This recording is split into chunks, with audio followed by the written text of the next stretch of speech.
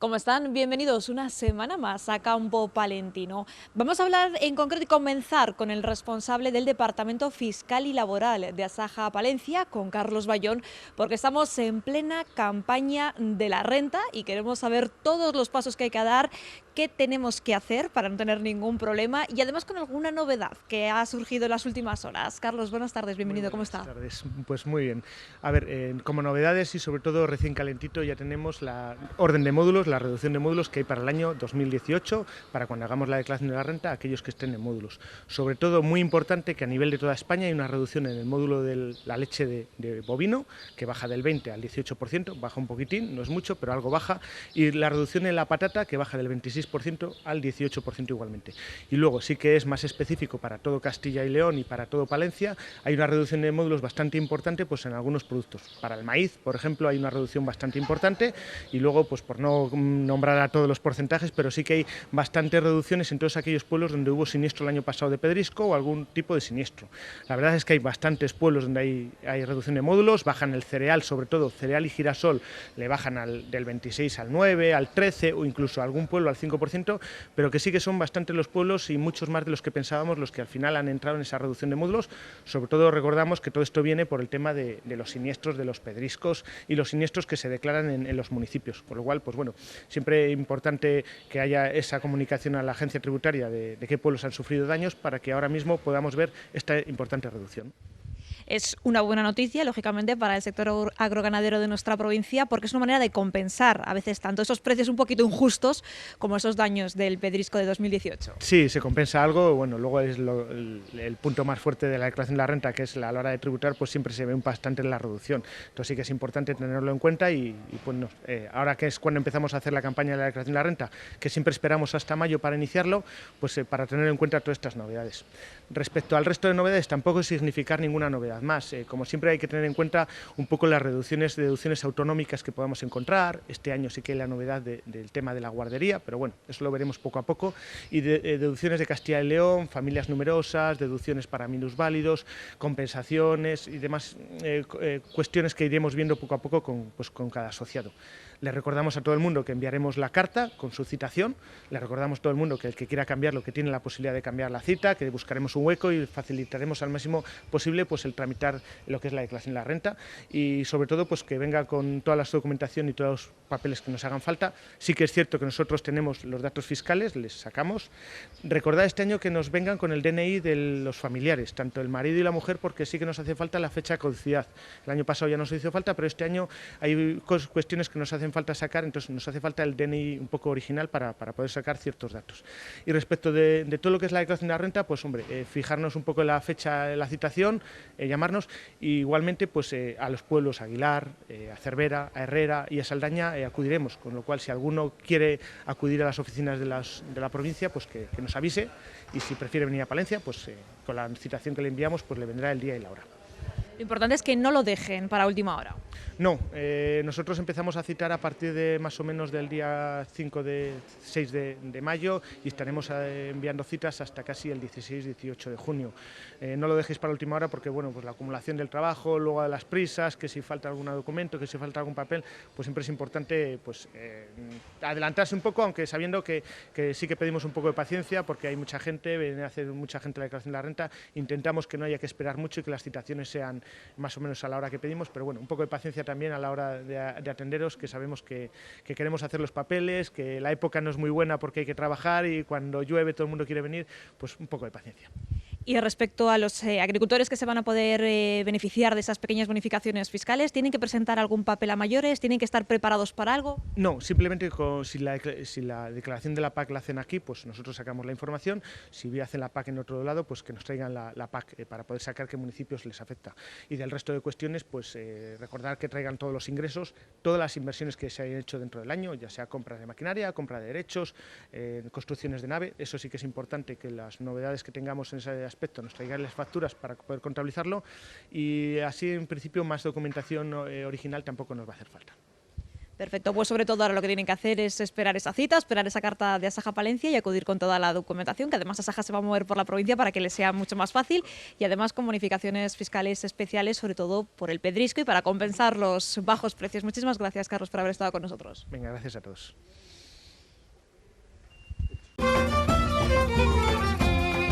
Aquí tienes tu carne de conejo. ¿Cómo la vas a hacer hoy? ¿En caldereta? O chuletillas con mostaza. ¿O conejo en salsa? O al horno en un pispás. ¿O estofado de conejo? O pinchitos de conejo.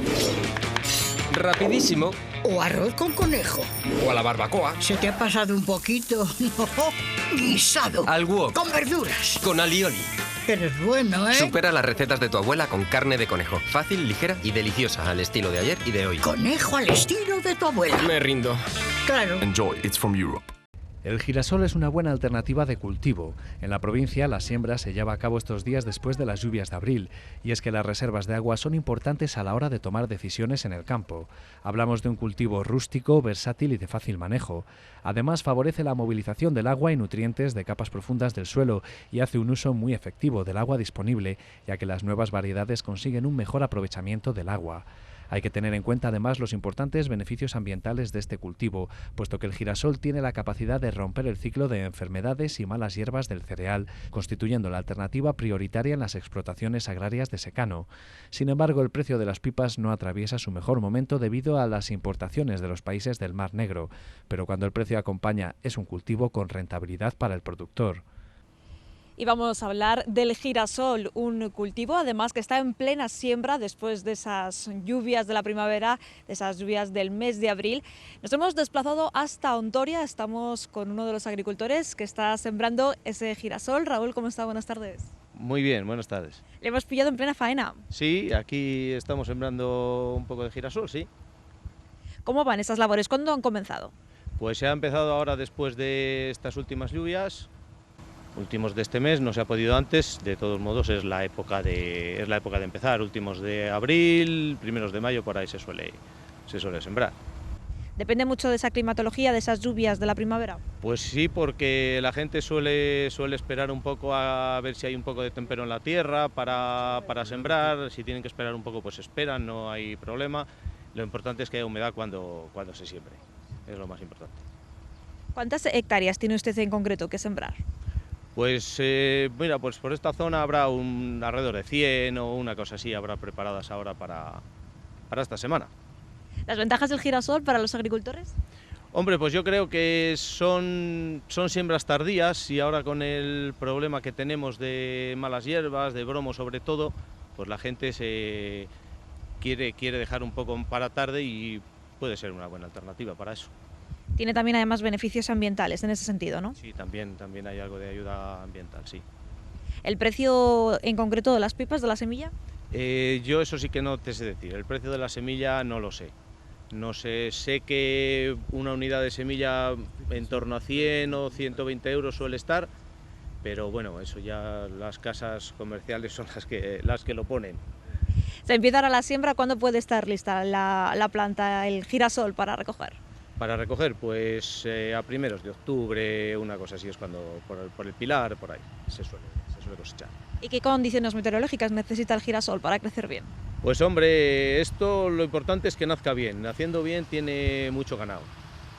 Luego, pues hombre, pues si viene un par de chaparrones por ahí un poco a tiempo y que no apriete mucho el calor en verano, cuando está la floración, pues es la base. ¿Hay algún secreto en concreto para conseguir que nazca bien? Hombre, pues que haya humedad ahora en la tierra y un poco de temperatura, porque el girasol lo que necesita es temperatura. Humedad también, lógicamente, pero temperatura sobre todo. Y ya en unos meses será cuando podamos ver esos girasoles en el campo. Sí, pronto nace. Esto con la humedad que hay ahora, en 10 o 12 días están fuera.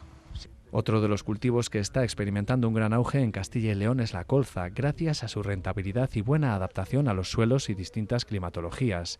El cultivo se adapta bien a nuestro clima y nuestro suelo, pero tiene un momento crítico, que es el de la nascencia, y es aquí donde choca con septiembres secos y calurosos incompatibles con el tempero que se necesita para que germine la planta. Los defensores del cultivo apuntan a la necesidad de hacer una rotación en las explotaciones, diversificar el riesgo de los mercados, repartir el trabajo en los distintos meses del año y apuntarse a la iniciativa de la Unión Europea de potenciar los cultivos con alto contenido proteico para reducir la dependencia exterior. Otro de los cultivos que está en auge en toda Castilla y León, también aquí en Palencia, es la colza, sobre todo por su gran versatilidad.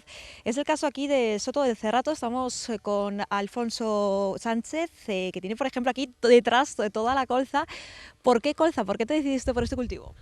Buenas, Pues mira, nos decidimos por el cultivo porque yo creo que ahora mismo para regadío puede ser una grandísima alternativa, ya que la remolacha es un cultivo en decremento, los precios de los cereales sabemos todos cómo están, y esto más o menos tiene un precio estable y está amparado bajo un contrato. Y puedes sacar una rentabilidad que igual con otros cultivos no puedes alcanzarla. ¿Hace cuánto empezaste a cultivar colza? Empezamos hace 2 años como una prueba piloto.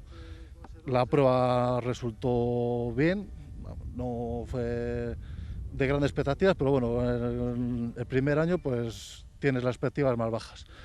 Luego fue ese año, el año de la siembra, resultó que fue el año seco, el 17, como no había agua, pues en el regadío, pues jugártela o no jugártela, optamos por no sembrarla. Y este año, como ya había agua, pues optamos por incrementar las hectáreas en la explotación de colza. Porque ahora mismo, ¿cuántas hectáreas tiene? Y ahora mismo, esta campaña tengo sembradas 20 hectáreas. ¿Y cuál es el proceso a la hora de cultivar la colza? Nos decía que el secreto sobre todo es conseguir que naciera. Eso es una gran parte, pero la colza lo que quiere es un terreno que tenga una labor de profundidad.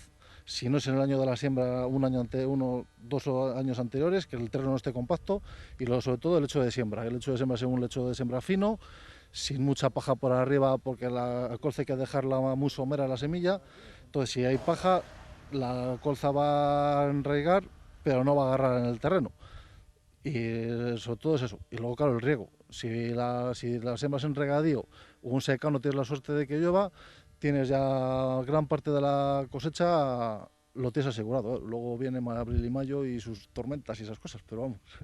Pero hay que cruzar los dedos. De momento vemos el campo que se ha teñido completamente de amarillo por la flor, pero no va a durar hasta el final de la temporada, ¿verdad?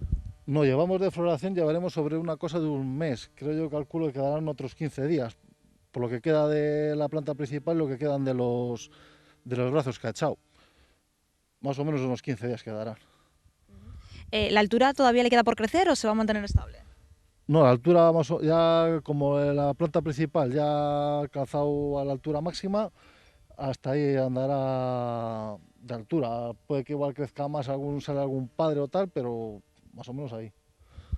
Vamos a recordar, además de esa versatilidad, además de que los precios sobre todo se mantienen estables y se tiene cierta garantía a la hora de cultivar colza, ¿a qué se destina luego este cultivo?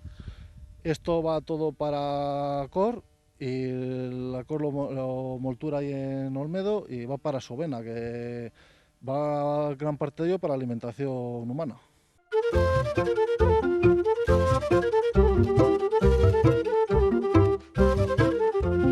El Ministerio de Agricultura ha publicado la convocatoria de ayudas del Plan Renove. Tal y como se recoge en esta convocatoria, se amplían los equipos subvencionables respecto a 2018. Se incluyen tractores, máquinas automotrices de recolección y determinada maquinaria arrastrada como equipos fitosanitarios, abonadoras, sembradoras directas, cisternas de purín con dispositivo de localización del producto en el suelo y dispositivos de localización independientes para su instalación en una cisterna en uso. Se establece que la nueva maquinaria deberá estar adaptada a la normativa europea en materia de emisiones de gases de efecto invernadero y de partículas contaminantes. También se promueve la mejora de la seguridad de la maquinaria agrícola y se impulsa la agricultura de conservación, fomentando la sustitución de sembradoras convencionales por sembradoras directas. El Fondo Español de Garantía Agraria ha fijado los importes unitarios definitivos de las ayudas a la vaca nodriza y el vacuno de leche correspondientes a la PAC de 2018. Por lo que respecta a las vacas nodrizas, el objetivo de esta ayuda es garantizar la viabilidad económica de las explotaciones y reducir el riesgo de abandono de esta actividad productiva, que juega un importante papel desde el punto de vista medioambiental. En la presente campaña son más de 2 millones los animales que han cumplido los requisitos establecidos en el Real Decreto, fijándose por ello los importes unitarios en 91 euros por animal, ligeramente inferior al que se comunicó como provisional y con el que se efectuó el pago de anticipos. En vacuno de leche se persiguen los mismos objetivos con estas ayudas, pero además se pretende prestar un apoyo a los ganaderos de vacuno de leche que hayan sido titulares de derechos especiales en 2014 y que en la solicitud única de cada campaña no dispongan de hectáreas admisibles sobre las que activar derechos de pago básico. Los importes unitarios definitivos quedan fijados en 126 euros por animal para las explotaciones ubicadas en la región España peninsular y 141 para las explotaciones ubicadas en zonas de montaña. Por otra parte, para la ayuda por derechos especiales, el importe unitario definitivo queda fijado en 173 euros por animal. Leve bajada de los precios en la lonja de León. Como suele ocurrir por estas fechas, hay una cascada de datos tanto de siembra como de estado de los cultivos en todo el mundo que a día de hoy están haciendo que el mercado de los cereales en general sea bajista. Las últimas cifras proporcionadas por Ucrania y Rusia son muy optimistas respecto al estado de los cultivos de trigo y cebada. Estos dos países esperan un aumento de la producción respecto de la pasada campaña. Lo mismo está ocurriendo tanto en Centro Europa como en Estados Unidos. Los precios de la carne de ovino bajan ligeramente su cotización. El lechazo extra de indicación geográfica protegida de Castilla y León se cotiza a 4,10 euros kilo vivo. Los de 11 y más kilos recuperan precios y se cotizan entre 3,85 y 3,75 euros kilo vivos según raza y calidad. El cordero pesado y semipesado en torno a los 50 euros unidad para sacrificio. Las ovejas sin cambios. Para vida entre 80 y 100 euros según raza y para sacrificio de 25 a 50 euros unidad según peso y calidad. Al inicio del mes de mayo, como viene siendo habitual, en el pasado mes los precios de la carne de vacuno sin variación en lonjas y mercados tradicionales. En cuanto al vacuno de vida, van a bajar los mamones pintos de Frisona y suben los pasteros macho, mientras que el bovino de carne consolida precios y repite una semana más. Añojo y terneras sin movimientos destacados. Chuletillas para conservar el entorno rural. Tournedo a la prevención de incendios. Hamburguesas para frenar el cambio climático. Churrasquitos para fomentar la biodiversidad. Pregunta en tu carnicería por los nuevos cortes del lechal y cordero y disfruta de una carne sostenible y natural. Campaña financiada con la ayuda de la Unión Europea. Y hablamos ahora de la política agraria común porque se ha ampliado el plazo para poder solicitarla. Tenemos hasta el 10 de mayo. Estamos con Inmaculada Estebanet, que es la responsable de los técnicos de Asaja Palencia. ¿Cómo está? Buenas tardes. Hola, buenas tardes. ¿Cuál ha sido el motivo de que se amplíe el plazo para poder solicitar la PAC? Bueno, pues la verdad que la ampliación del plazo es ya casi se ha convertido en una costumbre, pero en realidad este año había un problema con el agua del riego, donde ya se cuestionaba en algunas comunidades de regantes el que hubiera agua para hacer una campaña normal, lo cual impedía al agricultor que decidiera cuál iba a ser su cultivo definitivo. No lleva el mismo agua el maíz que el girasol. Esto ha sido uno de los motivos que retrasaba el que se pudieran acabar las PAC. Por otro lado, el que las cesiones de derechos de la PAC coincidan exactamente con el mismo plazo que la propia PAC, que no se puede abrir de forma anticipada, como ocurría cuando estábamos con los derechos de pago único, hace que las tramitaciones sean más largas, sean más complejas y que se tarde más en cerrar lo que es una única solicitud. Eso básicamente ha sido los problemas informáticos que hemos tenido, bueno, pues similares a los de otros años, que tarda un poco en ponerse en orden el programa, pero bueno, no ha sido diferente al de años anteriores. ¿El 10 de mayo será suficiente ese plazo? Yo en el caso de Asaja Palencia, y como entidad que es de las que más trámites realiza, creo que no vamos a tener ningún problema en poder acabar con todas las solicitudes, con lo cual le doy por bueno. Tampoco nos interesa que sea demasiado amplio, porque después de lo que es la solicitud de la PAC tenemos el plazo para realizar modificaciones de la misma, con lo cual si lo quitamos de un sitio y lo ponemos en otro, o nos apuramos antes o nos apuramos después, con lo cual creo que es un acierto la fecha que se ha puesto. Sobre las solicitudes que ya se han tramitado, ¿ha ido todo correctamente? ¿Ha habido algún tipo de incidencia? No, de forma general no hemos tenido.